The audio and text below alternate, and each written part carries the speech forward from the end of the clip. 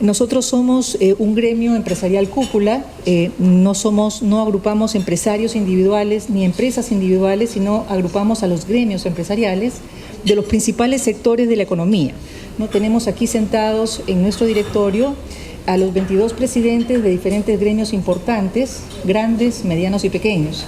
Últimamente, nuestro último asociado incorporado son las micro y pequeñas empresas del Perú. De hecho, yo provengo del sector de la pequeña empresa, del sector educativo, y estamos todos representados aquí como empresarios del sector privado del Perú.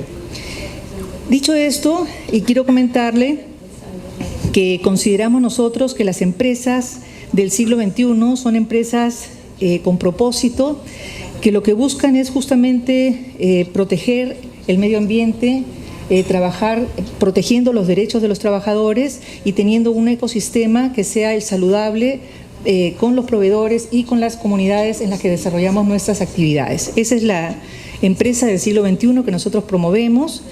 Somos empresas que estamos desarrollando temas de gobernanza con líneas de transparencia y metas de cumplimiento que nos permiten construir, digamos, el desarrollo de nuestro país, ¿no? Consideramos que los derechos humanos son de todos y deben ser respetados por todos los actores, no por alguno únicamente en particular, ¿no? Asimismo, consideramos que en el tema de los defensores de derechos humanos se debe respetar necesariamente el marco constitucional y legal, ¿no? Nosotros en el Perú estamos construyendo la política del tema de defensa de derechos humanos. Es un desafío que se está haciendo, ciertamente con la participación del sector empresarial, no siempre de la forma como quisiéramos que fuera, digamos, más dinámica. Hemos sido muchas veces convocados por el Ministerio de Justicia, que es el encargado de desarrollar esta política de derechos humanos en el país, con voz, sin voto, y muchas veces nuestra voz no ha sido recogida en los documentos finales. Esa es una exhortación que nosotros hemos hecho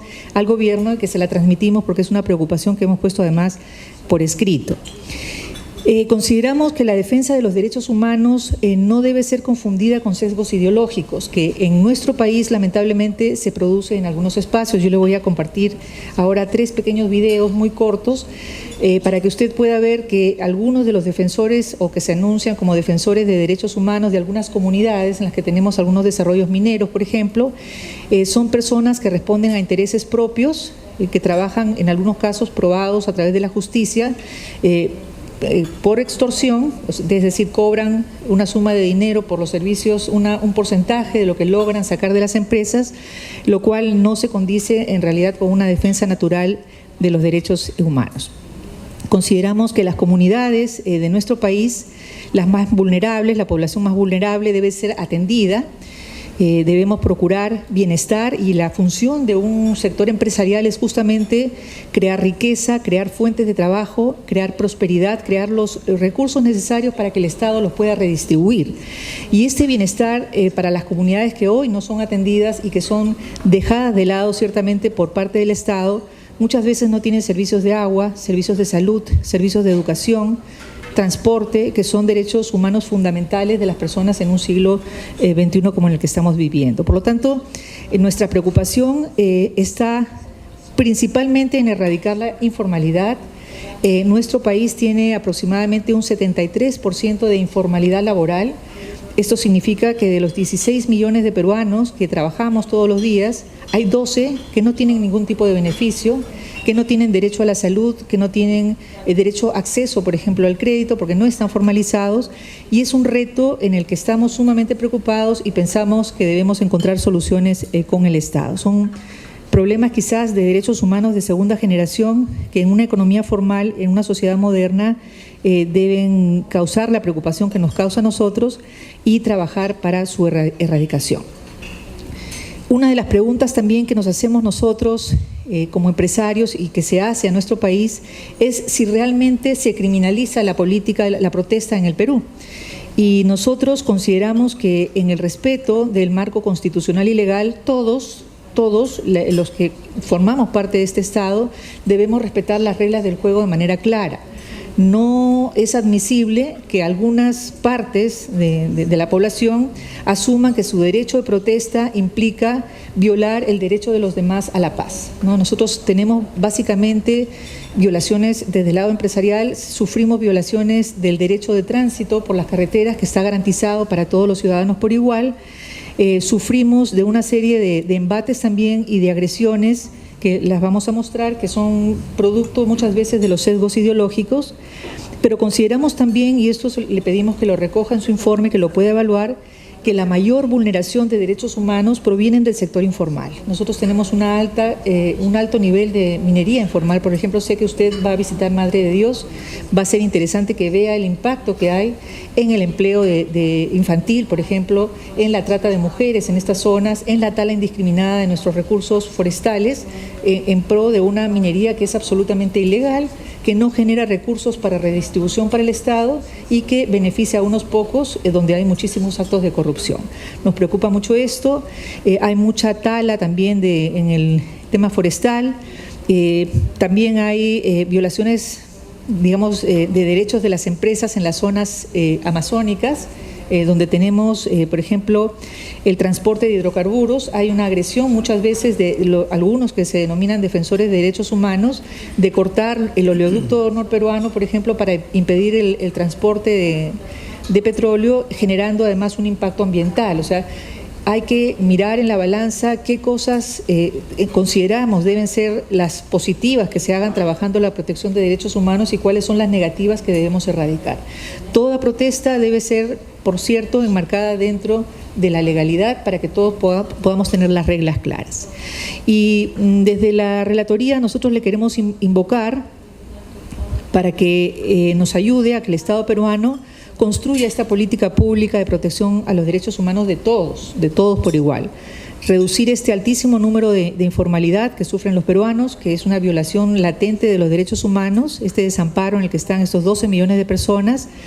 Ver también la violencia que existe en nuestro país con el derecho de la vida es fundamental, es un derecho fundamental, y estamos teniendo índices de feminicidio, por ejemplo, que van aumentando en relación a los años anteriores. No tenemos la foto más grave de la región, pero sí nos preocupa y no vemos que hay una forma de solucionar estos temas, o no tenemos las herramientas adecuadas para poderlo revertir en el Estado peruano, porque a pesar de haberse trabajado penas más severas por este tipo de delitos, vemos que esta agresión continúa creciendo y no entendemos o no sabemos cómo pararlo, ¿no?, desde el Estado. Y finalmente señalarle que las empresas formales que estamos agremiadas aquí en la CONFIEP tenemos un trabajo comprometido con la gobernanza y con la integridad. Hemos desarrollado nuestros códigos de ética, estamos fortaleciéndolos, estamos modernizándolos, para que se nos permita que cuando tengamos alguna empresa, por ejemplo, que viole derechos humanos o que se reconozca como incumplidora de la ley, pueda ser separada temporalmente para no afectar la credibilidad de los otros empresarios y grupos de empresarios que apostamos y trabajamos fuertemente por el desarrollo de nuestro país. Y en ese sentido, antes de darle la palabra, quisiera también pasarle estos videos que le anuncié y abrir el micro para que todos puedan participar, entregarle esta guía del sector empresarial peruano sobre empresas y derechos humanos que hemos trabajado en la CONFIEP y que demuestra que nosotros estamos interesados en contribuir y en trabajar con el tema de desarrollos humanos, pensando que nuestro país es parte de un mundo globalizado y que tenemos que adquirir todas las buenas prácticas para poder convivir en sociedad de manera armónica y lograr la paz y la felicidad de todos nuestros ciudadanos. Así que le entrego.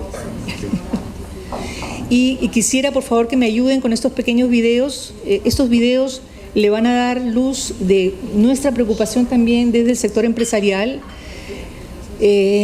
por los motivos que va a ver claramente aquí. Ellos no tienen poder, ellos están como gendarmes, pero a ellos los han subordinado el Estado criollo, este Estado colonizante y colonizador. Queridos hermanos, nosotros venimos a conversar con ustedes. Ustedes no son nuestros enemigos. Los enemigos ni siquiera son los gobiernos tiranos y corruptos. Los enemigos están asociados en la confianza. Empresarios transnacionales que nos han colonizado económicamente. En ese sentido, nosotros llamamos a reflexión a los señores policías y al señor del ejército que ellos cobran de los impuestos que nosotros pagamos.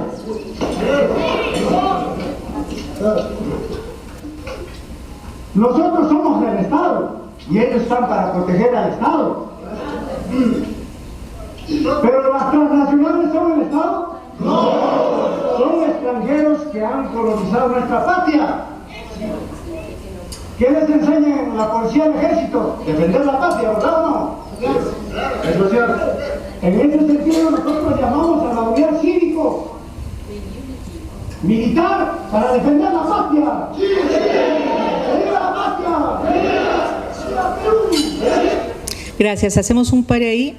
Este es un defensor de derechos humanos de apellido Quiroga, que lo que hace es justamente exaltar a los colonos, a los nativos de ciertas zonas de nuestro país en contra del empresariado nacional que está representado en nuestro gremio.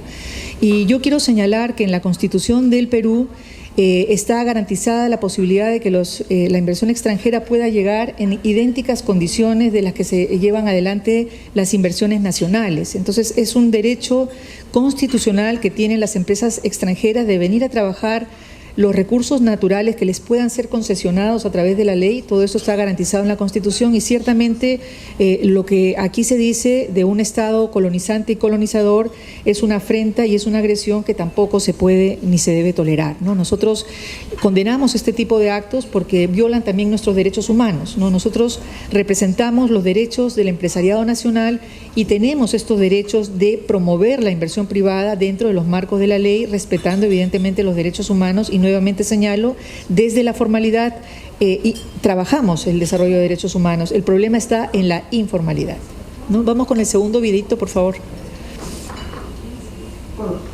Están como gendarmes, pero a ellos los han subordinado el Estado criollo, este Estado colonizante y colonizador. El verbo radical, el discurso instigador, así se muestra el autodenominado nuevo líder de los comuneros de Fuerabamba. Los enemigos están asociados en la confianza.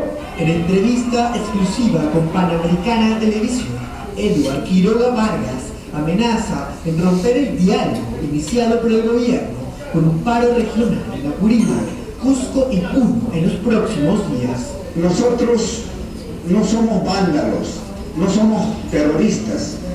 Y nosotros si estamos allí porque tenemos intelecto, un corazón reflexivo, como todo ser humano tiene corazón reflexivo, simplemente estoy cumpliendo el papel de ser humano, esa identidad humana. Pero ¿quién es este hombre que a sus 43 años empieza a ser una piedra en el camino para el gobierno del presidente Martín Vizcarra? Sí tengo interés político, de política social. Yo creo que sus aspiraciones políticas, usando el sistema electoral de Perú, creo que han ido a segundo plano, donde ahora parece que está usando más levantamiento social y movimiento de bases para hacer operaciones de estabilización. Según Joseph Umini, experto en seguridad global e investigador de Quiroga desde hace unos 10 años, Quiroga Vargas es el líder del primer centro cultural islámico chiita llamado Inkar Islam en Perú. Eduard Quiroga no opera solo. Él no es un actor que está operando simplemente por él mismo. Él recibe direcciones, él recibe órdenes, él recibe apoyo del exterior. Yo creo que las autoridades peruanas tienen que mirar con mucho cuidado sus conexiones en Bolivia y conexiones con el gobierno de Bolivia. Y también deben mirar a sus conexiones en Chile y Argentina. Se conoce que Eduard Quiroga Vargas habría iniciado nexos con activistas musulmanes chiitas en el año 2009, cuando asistió a la cumbre del ALBA en Bolivia, junto a Evo Morales y Hugo Chávez. Fue formado en propaganda, fue formado en cómo manejar redes, fue formado en inteligencia, tiene formación más allá de simplemente ideológico político. En el año 2010, el hombre del verbo instigado viajó a Irán para aprender del líder musulmán Moshe Rabbani la ideología rebelde del chiismo, cuyo discurso radical es atacar lo que ellos denominan la colonización del sionismo para propiciar el ascenso de sus líderes locales. Son medios de comunicación extranjeras en Perú, lo que están haciendo es difamar mi honor, injuriarme y favorecer de alguna forma a la CONFIEP. Sí, siempre he dicho que la CONFIEP es la asociación de empresarios que se han convertido ya en una pandilla de delincuentes. Desde el año 2010 hasta noviembre de 2018, según su registro migratorio, Quiroga Vargas ha viajado más de 18 veces a Bolivia, Venezuela y Ecuador, países donde existen nexos islámicos chiitas. Yo tengo entendido que el último viaje, el último grupo de peruanos que fueron a Irán, es una ciudad en particular que es Qum, Irán, una ciudad muy sagrada en la cultura chiita, que el último viaje fue diciembre del año pasado, diciembre de 2018, un viaje de peruanos a Irán. En Perú, los lazos políticos de Incabe Islam llegan a líderes de la izquierda radical peruana. En estas imágenes se ve a Eduardo Quiroga Vargas junto al exgobernador regional de Cajamarca, Gregorio Santos, quien hace unos meses apareció en esta fotografía junto a Vladimir Cerrón, actual gobernador de Lima, y la lideresa del Nuevo Perú, Verónica Mendoza, en un intento de alianza electoral para llegar al poder en el 2021. El último que vamos a ver es uno en el que se identifica defensores de derechos humanos de la zona de Fuerabamba en conversaciones telefónicas a través de las cuales invocan a la población a exigir a la empresa dinero para repartirlo con ellos. Lo vemos, por favor. Si tenemos, sabemos, ya que hay audio donde se escucha a justamente los hermanos Chávez Sotelo negociando, tratando de extorsionar a la mina, pidiendo $500 millones para desbloquear el acceso. Señorita, es totalmente falso que podemos escucharlo. Los audios no son de las voces de nuestros asesores. Esto está sembrado, señorita. Usted me dice que está sembrado, yo lo voy a invitar, le voy a poner un audífono para que escuche conmigo si es o no es la voz de los hermanos Chávez Sotelo. Porque ellos, Milagros, se cierran, ellos se cierran y ellos aseguran que esto es una trampa del gobierno. No, vamos a escucharlo. Señorita, vamos a escuchar los audios. Audios y testigos protegidos revelarían el verdadero accionar de los hermanos Frank y Jorge Chávez Sotelo en su trabajo como interlocutores de un problema social que mantiene cerrada una carretera por más de 50 días en la sierra del país. Según estas pruebas, los abogados se habían encargado de radicalizar las protestas con intención de exigirle dinero a la empresa minera MMG Las Bambas. En cambio, cederles el paso para que circulen sus camiones. Uno de los testimonios recogidos por la Fiscalía apunta que estos asesores pedían a la Junta Directiva la participación de ancianos y niños en el bloqueo. Al no lograr los objetivos, nuevamente los agresores han ordenado por la Junta Directiva que los ancianos, jóvenes y niños estén en las vías bloqueadas, por cuanto a ellos no les pasaría nada. Posteriormente, cuando se solicitaba el bloqueo, una comunera agredió físicamente a un policía. A consecuencia de eso, los agresores le han felicitado, indicando que así debemos ser todos. Habían sido ellos quienes impedían que el conflicto acabe. Así lo explica otro testigo protegido. La comunidad acordó pagar la suma de 5.000 soles mensuales, pero resulta que los asesores no quieren ese pago, sino quieren lograr el monto solicitado a la empresa y de ese dinero quieren recibir el 30%. Por esa razón, hasta la fecha, la vía sigue bloqueada en Yaviyavi. En una de las conversaciones grabadas legalmente por la policía, se confirmaría cómo negociaban el dinero de la extorsión. Ah, ya. ¿En la primera agenda estoy? Sí, y primerito estás tú. ¿Tú cómo se llama el tuyo, pues? Las cosas, doctor. Ya, concretamente yo algo rápido, como para que entienda la gente, pues hermano. Pero doctor, 50, estamos quedando 150 usted y 150 yo, doctor. Hay que ser claro con esa parte. ¿Cómo? Estamos quedando en 170 para usted y 150 para mí. En eso estamos quedando los dos. Ah, ya. Esta es una... Hay que ser claro, pero doctor, si no yo también he chambeado, pero doctor. En tanto, la carretera sigue bloqueada y el ministro del Interior, Carlos Morán, ha invocado a los comuneros a dialogar con el fin de llegar a una solución pacífica. Estas fueron escuchas legales, interceptaciones, ¿no es cierto?, a estos líderes de los comuneros. Juana, ¿qué piensan? ¿Qué piensan ellos? ¿Qué piensan de todas estas interceptaciones? Puede escuchar usted las transcripciones de estos audios donde se escucha claramente que está pidiendo plata. Señorita, ese audio, nosotros conocemos la voz de nuestros asesores, completamente está sembrado y desconocemos esa voz que no es de nuestros asesores. Eso voy a explicar. En efecto, esa no es la voz de los hermanos Chávez Sotelo. Son transcripciones que han sido leídas por un periodista. Gracias, Nurik. Sí. ¿No? Le vamos a facilitar, le vamos a facilitar estos videos que son simplemente referenciales y con los cuales queremos decir que desde el sector empresarial estamos ciertamente comprometidos con el desarrollo de los derechos humanos de todas las personas que forman parte de la comunidad. Nosotros consideramos que el Estado lo formamos todos, no solamente quienes están en el gobierno. El Estado lo formamos quienes hacemos empresa, quienes tenemos emprendimiento, quienes trabajamos, quienes estudiamos, quienes nos dedicamos a nuestro hogar, quienes se dedican ciertamente a trabajar en el gobierno y generar todo el marco regulatorio.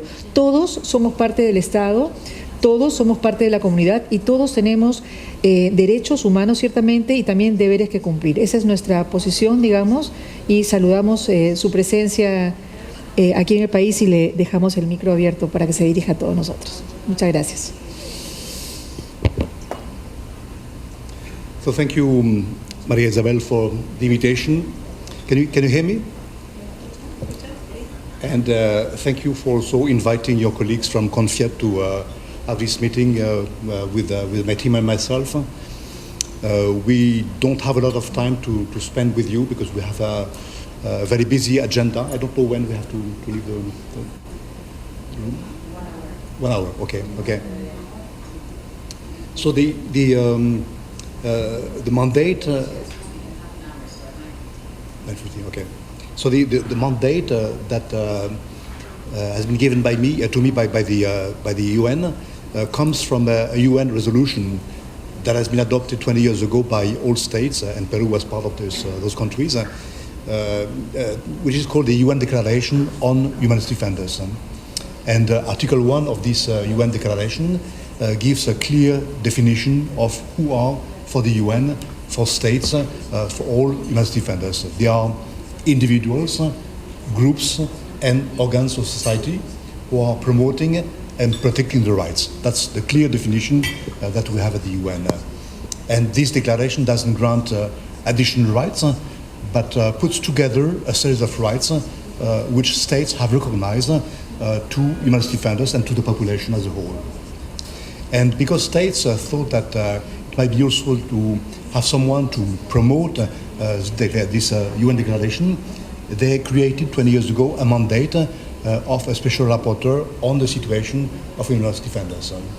And the main task that has been given to my mandate is to travel to states at the invitation of countries, to states, from governments, and to assess the situation of defenders in the country, and to provide information, but also recommendations to governments, but also to all stakeholders on how we could do better to protect humanist defenders who are at risk, but also to alleviate the risks that they are facing in some countries. Of course, this mandate is not there to name and shame countries, is not there to name and shame international companies, but more to provide assistance when it's be to make sure that states and other stakeholders like media, but also companies, could do better to protect defenders. So I'm traveling at the invitation from states when states think that this mandate could be useful for them when they want to develop a new legislation on humanist defenders or a new protocol or a new mechanism for the protection of defenders. Then they invite me to look into the situation and then to meet with different stakeholders and to provide information and recommendations on how to put in place new mechanism, legislation to protect defenders. I'm one of the group of special rapporteurs, and you have also met a couple of months ago or years ago with my colleague from the working group on business and human rights that also came to Peru at the invitation of the state and met with you. And you may have seen the report, which is now public, that has been presented to the UN and to states, in which you would find a series of concrete recommendations to the state of Peru, but also to companies on how they could do better to provide security to those defenders who are in the country at risk. And with your permission, I would like simply to read one of the paragraphs of this last report. The working group, that's what they say. You know this report, huh? You've read the report. Yes. The working group is alarmed by the large number of human rights defenders and local leaders reportedly killed, attacked, or threatened for defending the environment and land rights. In addition, numerous people who had participated in social protests against the impact of business activities on human rights informed the working group that they had faced criminal charges and been subjected to various forms of intimidation and stigmatization. And then, in addition to that, the working group provides a series of concrete recommendations. I'm in the country to spend a couple of weeks meeting, of course, with ministries, with ministers, meeting with all stakeholders, meeting with defenders, meeting with trade unions, traveling also in the region. And you mentioned the fact that I'm also traveling to different places in the country, to meet with local authorities, to meet with mayors, to get a sense of what's happening in the country, in order to make sure that I would have a full picture that will allow me to provide this report to the state. At the end of my mission, on the 3rd of February, I'm going to present the first findings with recommendations. This is not the full report. The full report will be then further discussed. We will receive additional material from the government, but also from others, to make sure that the full picture will be presented at one of the sessions of the Council in March 21 only. That is in 1 year time, so that we have time to also further discuss with you and your colleagues if you want to include additional material for the report. Of course, when preparing for this mission, I do read a lot. I read reports from my colleagues. I read reports from the UN entities, the treaty bodies, the last UPR report, Universal Periodic Review, in which states also gave recommendations to the state of Peru. And you may have noted that in most of those recommendations that come from the UN, from treaty body, from states in recommendations, you have a specific chapter dedicated to human rights defenders.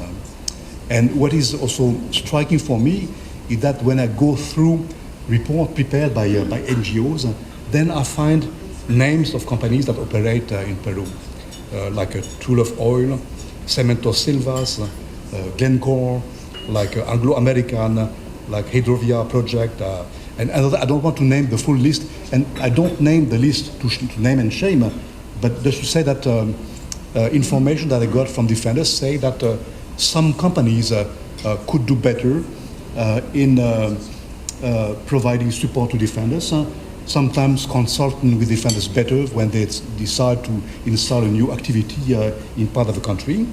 And based on my discussion with those defenders and with all stakeholders, then I will get a sense of what's happening in the country and then present my report. So I'm not there to teach anything, I'm there to listen to you. And I would like to understand from CONFIEC, but also from individual companies that may be around the table, what have you done? How do you assess the situation of defenders? And I know that some companies like Anglo-American also operate in other countries, have developed mechanisms for consultation, to address sometimes. So that's interesting for me to see what is the situation from the point of view of company. The situation is not white and black. You don't have the bad and the good guys. Everyone could do better, and I'm sure that in your own plan, when you develop your strategies to develop your activities in the country, you also have in mind the fact that if you do better for the defenders, for the local communities, for indigenous people, so the better for you for the development of your strategies. So that's the main purpose of this visit with you, and I do hope to have a good conversation with you. Y Mr. Forst, bienvenido al Perú y gracias por sus palabras.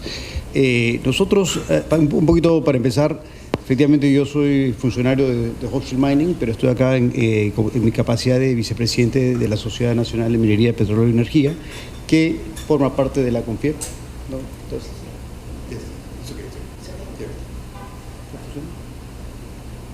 is it working? Okay, otherwise I can do it in English.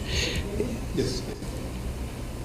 Entonces, para empezar, estoy acá en mi capacidad de vicepresidente de la Sociedad Nacional de Minería, Petróleo y Energía, que a su vez forma parte de la CONFIEP, y participamos activamente en la comisión de la CONFIEP encargada de temas de derechos humanos y en el plan de empresas y derechos humanos.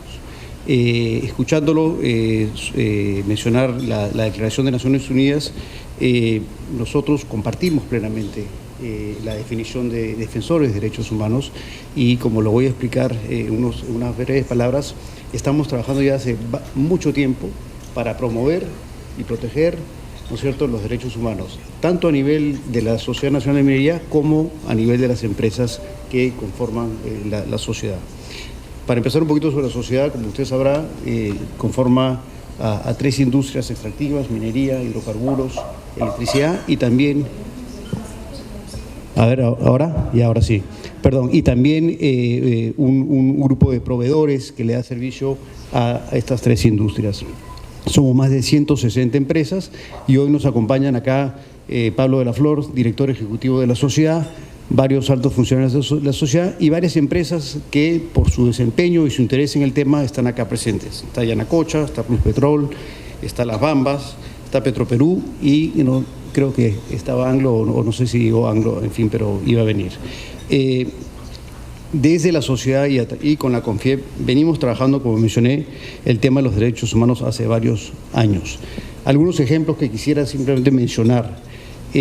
Por ejemplo, en el Código de Conducta de la sociedad lo hemos venido trabajando permanentemente para ir incorporando distintos principios, ¿no?, relacionados a los derechos humanos. Por ejemplo, este último año hemos incorporado el principio 10, que trata, como usted sabe, el respeto y protección de derechos humanos, y el principio 7, el respeto a la diversidad cultural. Este código de conducta, que es obligatorio para todos nuestros asociados, ¿no?, es una herramienta muy importante para continuar promoviendo y difundiendo el respeto a los derechos humanos. A su vez, la sociedad tiene un grupo de derechos humanos que se conformó hace más de 2 años, que viene organizando talleres de manera individual, pero también en conjunto con otras organizaciones como puede ser la OCDE, el Shift Project. Participamos activamente en el Plan Nacional de Empresas y Derechos Humanos. Estamos trabajando activamente en la Mesa de Defensores, que es un espacio multiactor, al igual que todos los demás, de la mano del Estado, a través del Ministerio de Justicia y la sociedad civil. También algo propio del sector, el gobierno impulsó el año pasado un ejercicio multiactor llamado RIMAI, donde con la sociedad civil, con el Estado y con la industria buscamos acordar una visión de la minería al 2030. Y se llegó a consensuar un documento de trabajo que fue presentado al presidente de la República con la visión de lo que debería ser la minería, una visión articulada en más de, creo que fueron 14 reuniones de 5 horas de trabajo cada una, donde se logró, ¿no?, un diálogo abierto, transparente, que permitió llegar no solamente a una visión, sino a acciones concretas que se deberían tomar y que el Estado debería impulsar para poder lograr esa visión de la minería.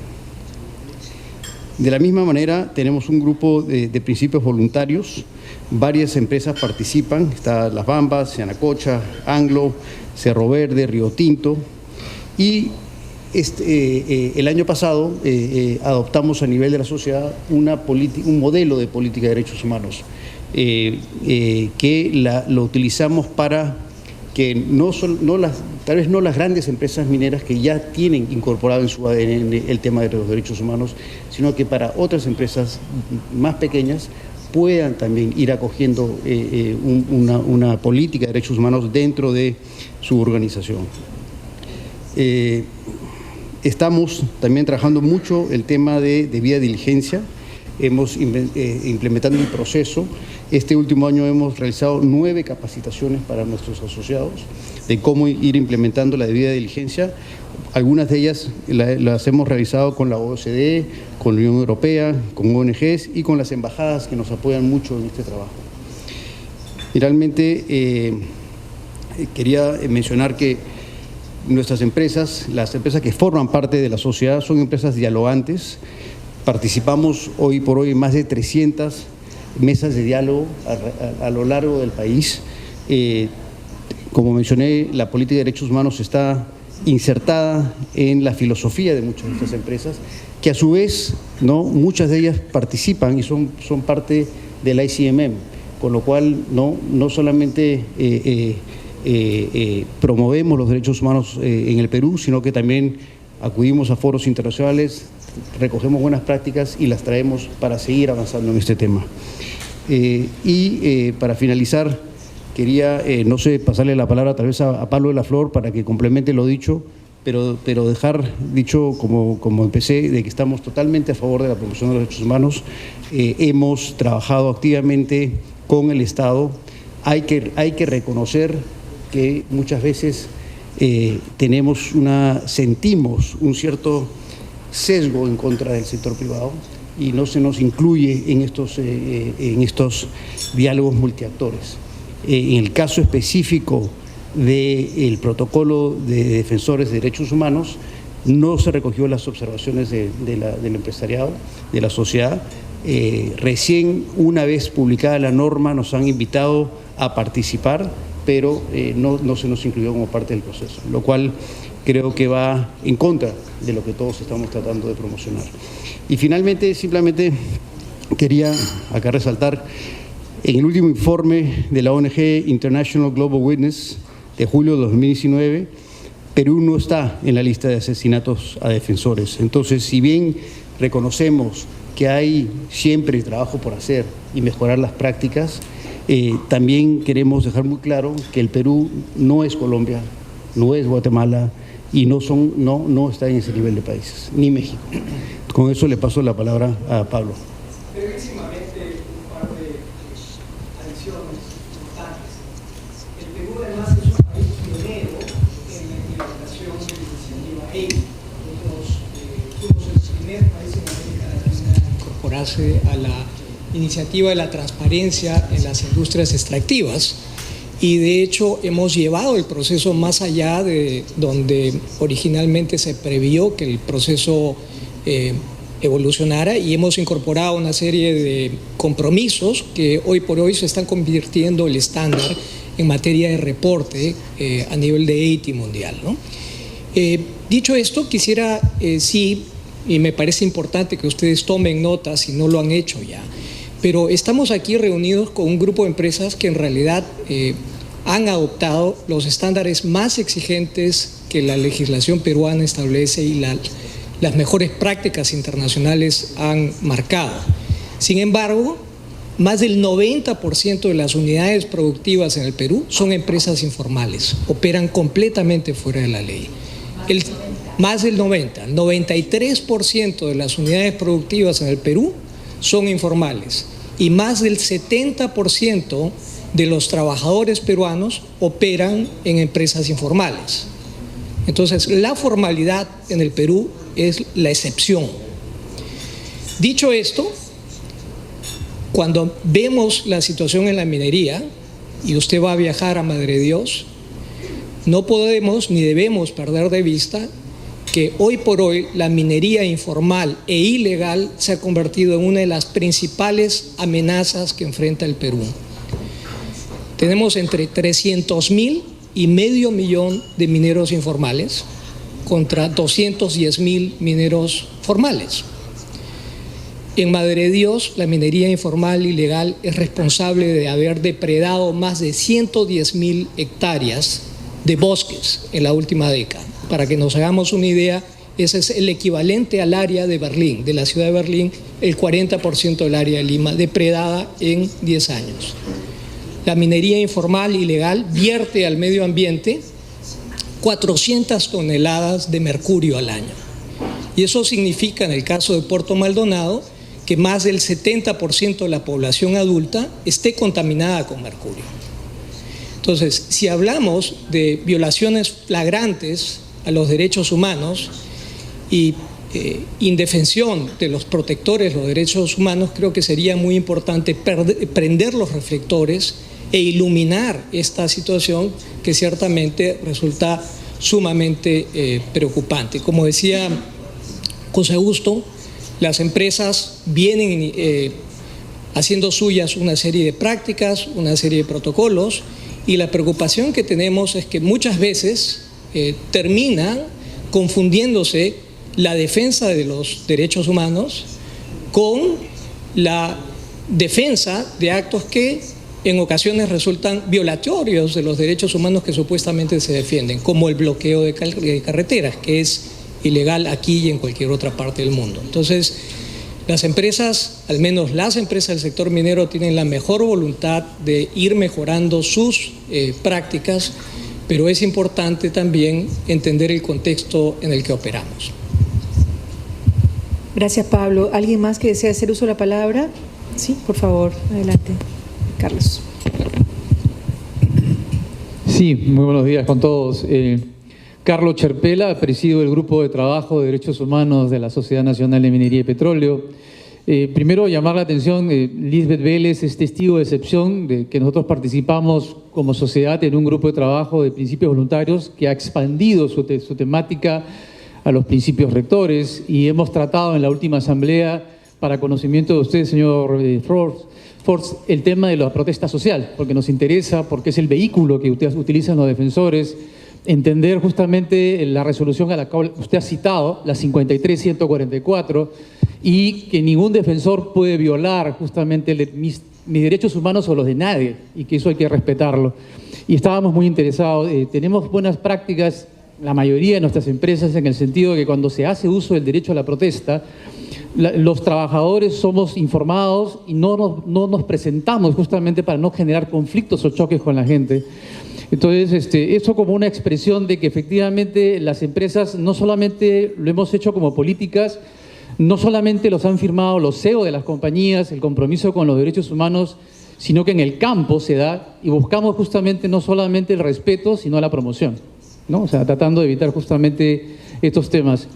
Respecto al reporte que usted ha mencionado del Grupo de Trabajo de las Naciones Unidas, un miembro de la Cancillería, el señor Hubert William, en la presentación del informe, le pidió justamente al funcionario del grupo que tuviera más balance, que no fuera tan sesgado. Y esto va en la línea de resaltar, para su conocimiento, lo que se ha dicho en el tema de la protesta, en el tema de los defensores. Nosotros queremos participar, nosotros creemos en los defensores como una actitud humana de solidaridad, pero obviamente entendemos también los límites y el Estado de Derecho.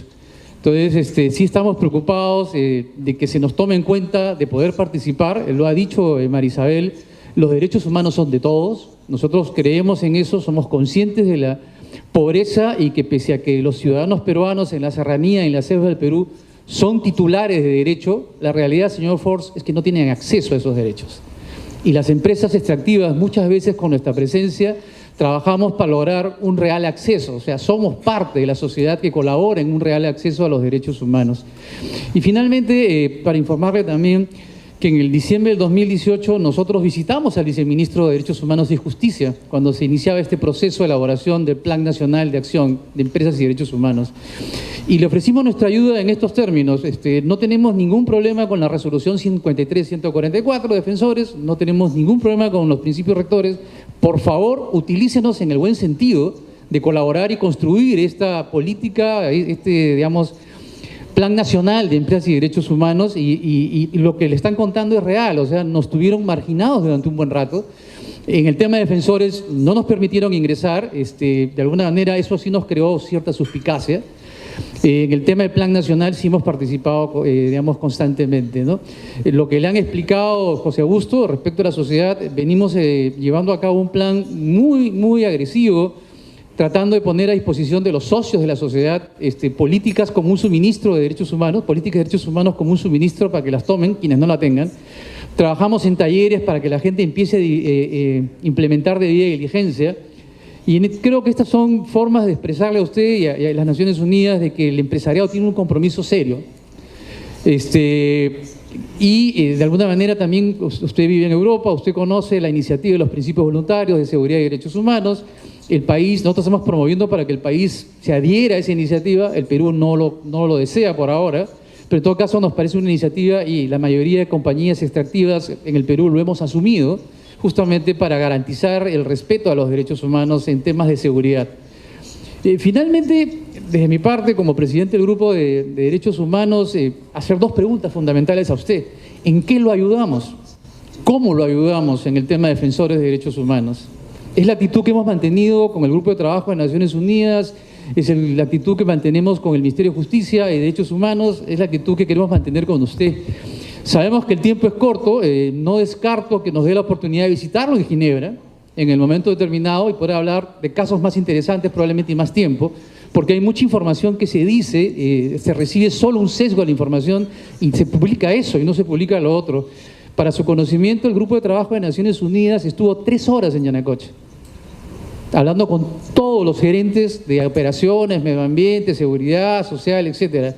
Y yo vi el reflejo en el informe y creo que no vi ni una línea de 3 horas de conversación con ellos. Entonces, los derechos humanos son de todos, estamos comprometidos, y la pregunta final y digamos de fondo es si queremos que nuestros ciudadanos peruanos o nuestros conciudadanos tengan real acceso a los derechos humanos y se les proteja y se les respeten sus derechos humanos. Y reitero, la pregunta final es ¿cómo y de qué forma lo ayudamos? Gracias, Carlos. Sí, por favor, adelante. Sí, ¿te puedes por favor identificar para que... Yes. Welcome to Peru, Michelle. My name is Gonzalo Castro Lamata. We met 2 years ago in Washington when I was the chairman of the inspection panel, and I remember that of the World Bank, and we spoke about some egregious cases of violation of human rights in Honduras, Berta Cáceres, Guatemala, Brazil. And I came back to Peru a year ago, and I can tell you that the situation here is totally different from the countries where these countries lack the infrastructure to defend human rights defenders. I think that in Peru we have a very robust framework to defend defenders and a huge tolerance for protest, and I think that's very healthy. We have the laws, we have the institutions, we have the policies, we have the experience at the government level, and with the companies, I think we have all learned to interact with communities in a very constructive way. In the case of our company, Plus Petrol, we have a department that deals with communities. Alfredo here is the manager, and what we do is we listen to them and we try to work with them for their own development. So it is for us natural to listen to protest and to interact with them. I would just like to say that I encourage you to focus this visit not so much on the formal companies around this table, but as Pablo was saying, on the informal sector. The informal sector, and you would be in Madre de Dios, you will find very serious cases of human rights violations.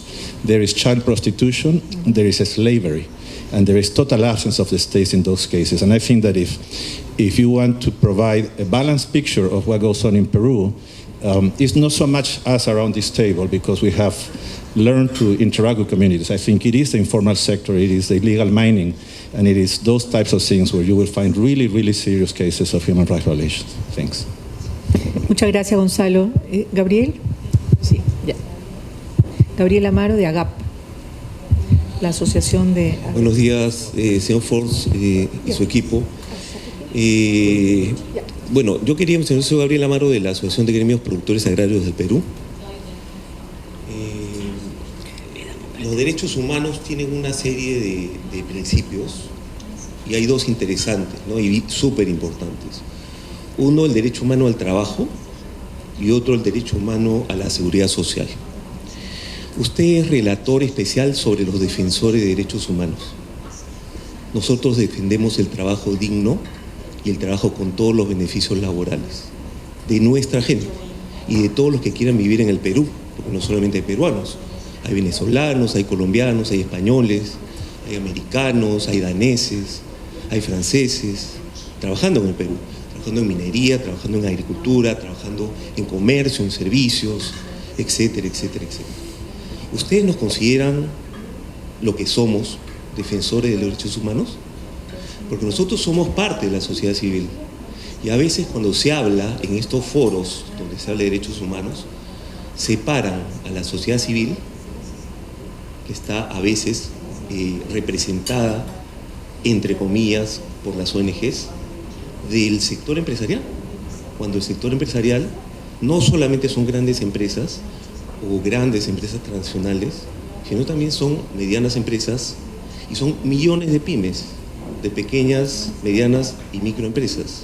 En todo el mundo, no más del 90% en el mundo son MIPYMES. En el Perú es exactamente lo mismo. Entonces nosotros sí tenemos que estar representados por usted, porque somos defensores de los derechos humanos.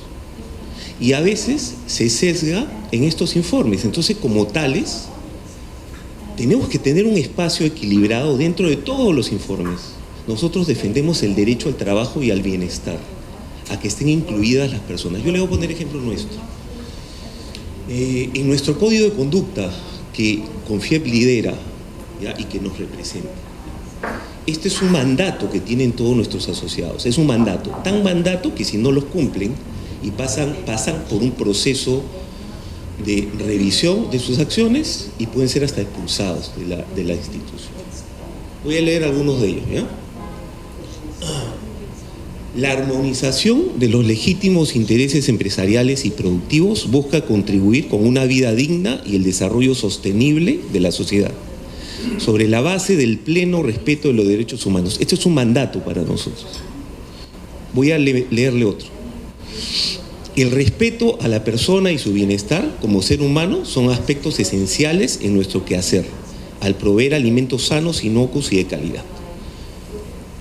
Voy a leer un tercero, aunque hay más, pero para no extenderme en mi comentario.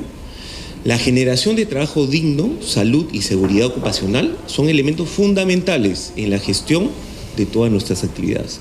Esto lo dice expresamente, entre otras cosas, ¿no? Hay muchas cosas más en nuestro código de conducta respecto de discriminación, etc. Cumplimiento de la legislación nacional e internacional, etc. Esto lo dice expresamente y es un mandato, y así lo tomamos nosotros. Y lo tomamos todos los que estamos acá, cada uno en el lenguaje propio de su actividad económica o productiva. El sector empresarial peruano, que ya se ha explicado, es más o menos el 25%, el formal, de toda la actividad. Así, nuestro país no es viable. Yo una vez conversé con igualito con la CONFIEP de Holanda, con el presidente de la CONFIEP de Holanda, y estaba sentado con el de la FNB, el principal sindicato holandés, ¿no?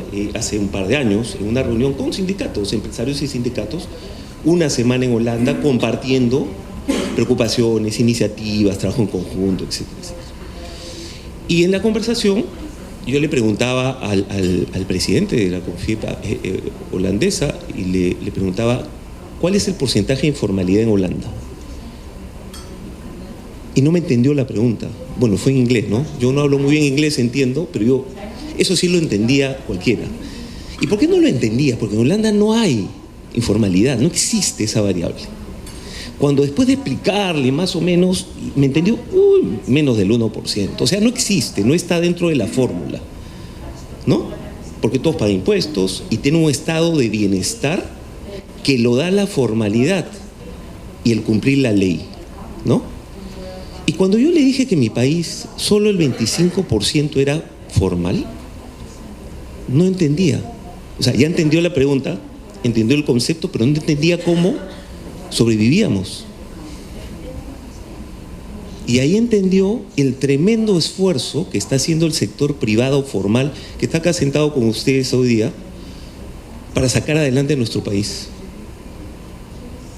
y cómo este sector privado formal está defendiendo los derechos humanos a pesar de que otros defensores de los derechos humanos quieren que no exista.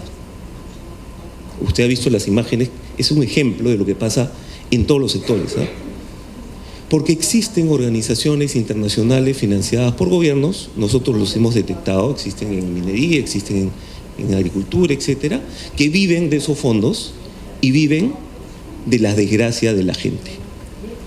Cuando las personas comienzan a tener bienestar y se genera un circuito económico formal positivo, no les conviene porque se quedan sin fondos. Y en el Perú tienen un 70% de personas que no están incorporadas a la formalidad. A nosotros nos gustaría, hay una pregunta que le hicieron hace un momento, ¿cómo lo ayudamos? Y mi pregunta sería también otra pregunta, ¿cómo nos ayudan al sector empresarial peruano formal, que es defensor de los derechos humanos, que está en la Carta de Derechos Humanos, lo que hacemos, para que ese 70% sea formal y que cumpla la ley? Nosotros pedimos permisos para operar de agua, por ejemplo. El informal no pide permiso de agua y le quita el agua al que no tiene. Nosotros damos trabajo formal con todos los beneficios sociales. Nuestra principal competencia, ¿sabe cuál es? En la unidad productiva informal, que le paga al trabajador sin pagar impuestos y sin ningún beneficio social. Y el sector público no hace nada, porque como no está registrado, solo puede supervisar a los registrados. Creo que el principal trabajo que tenemos que hacer en conjunto, primero es que nos reconozcan como defensores de los derechos humanos, porque sin trabajo no hay bienestar y no hay derecho humano que valga. Y segundo, que trabajemos juntos para que ayuden al Perú a que ese 70% se incorpore a la vida formal. Creo que sería el gran logro de la gestión de las Naciones Unidas en el Perú, y nosotros estamos, como siempre, para apoyar a nuestro país y a la ONU en este esfuerzo. Gracias. Gracias, Gabriel. Le voy a pasar la palabra al señor Michael Force para que conteste, y solamente decirle que todo lo que se ha mencionado aquí es una realidad perversa, pero que es cierta. El sector privado formal, que está aquí sentado, representado, genera el 80% del PBI nacional. Y esta informalidad que mencionamos, que alcanza el 73% de la masa laboral, en el tema tributario, por ejemplo, impacta en 52.000 millones de soles que cada año se deja de pagar por esta informalidad. Y eso equivale aproximadamente al 28% de todo el presupuesto nacional con el que financiamos y redistribuimos la riqueza para toda la población. Fíjese usted el nivel enorme de perversión que tenemos, que es la informalidad. Le cedemos la palabra, Michael. Thank you for the statements and questions, and I have to say that I feel the spirit of cooperation that you want to share with me, and I'm happy to see that some of you are willing to engage with the mandate to make sure that I would understand your activities, but also help you to provide more security to defenders when they are affected. And of course, I would be more than happy to receive from you information on, for instance, some of you may have put in place a grievance mechanism by which defenders could also present complaints, mechanisms by which you do mediation, for instance. So that's something would be interesting for me to read when you send me material. I do understand that illegal mining it's a huge problem, not only for Peru. Did missions in Colombia, in Honduras, in Mexico. My last mission was in Mongolia, in which illegal mining by Chinese companies is also doing harm to defenders. And we see, like in Peru, child trafficking, prostitution, and all sort of violations that those illegal mining provide to the country. But you have to understand that this mandate has been created to speak only to legal entities. How can you expect me to speak like to mafias, for instance, to narco traffic, to former dissident in Colombia. I'm speaking to legal entities. That's why I'm speaking to the state. I've been asked to provide information, recommendations, and I'm doing the same to you because you are companies. You have legal entities, and that's why I'm able to speak to you and to provide also concrete recommendations. One of the, traveling to countries is not only the activities that I'm traveling a lot to countries, visiting countries, meeting with stakeholders, meeting with companies. But when I also receive complaints from defenders, then part of my time also to send communications. Communications is a system by which when I receive a complaint from a community or from a defender, I don't make any accusation. I'm simply sending questions to the states or to company. This is called letters of allegation.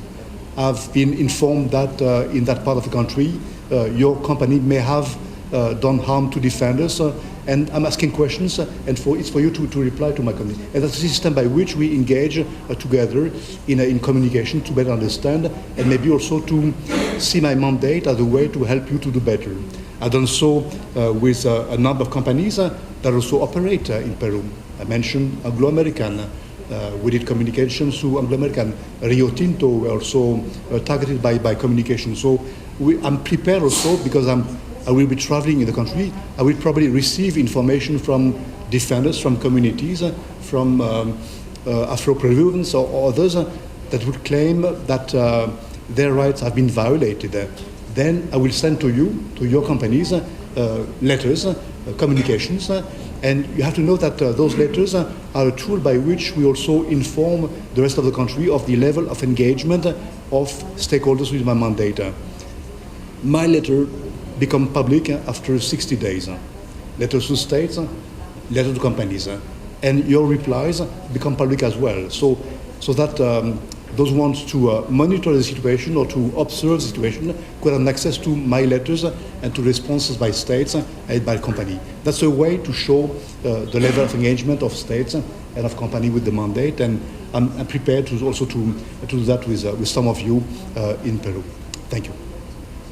Estudio ha salido hace 3 semanas, es hecho por 3 expertos en trabajo con comunidades y han estado haciendo estudio de casos de minería tanto en la selva como en la sierra y en la costa.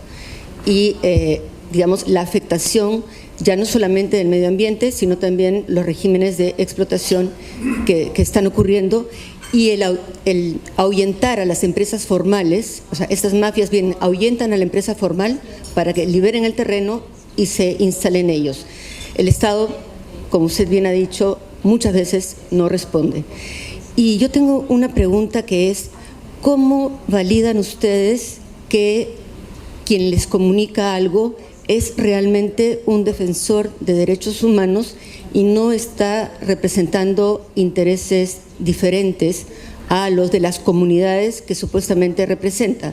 Porque, como le digo, de la evidencia que se ha mostrado en el estudio, muchas veces estas protestas están más bien encaminadas a tomar posesión, a ahuyentar a la empresa formal e instalarse como la mafia. Entonces, ¿cuál es el proceso de validación de que la información que les dan responde a las necesidades de una comunidad?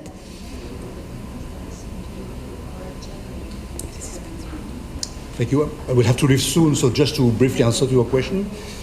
When my mandate and my colleagues from other mandates send communications, of course we double-check information. It's not only based on one information or a piece of information received from a group of people or an individual. We double-check information through different means, like the media, like the international community. Embassies provide us also with additional material. The UN, when they have an office, and that's the case in Peru, they also have the possibility to double-check the source of information. And again, those letters are not letters of accusation, but letters of allegation in which I'm simply asking questions so that they have the possibility to respond to my allegation. But of course, we disclose the names of the victims, of the alleged victims, but we don't provide information on the source information that we have received. But we don't disclose the names of those who have sent to us those communications. That may be organizations, networks, the UN, maybe embassies as well, like the EU and EU countries, Canada, others, with some communications, and we double-check information to make sure that we are not manipulated by those who would like to manipulate our mandate. Thank you very much, and I do hope to receive. I will leave it to you my business card, and if you want to send us material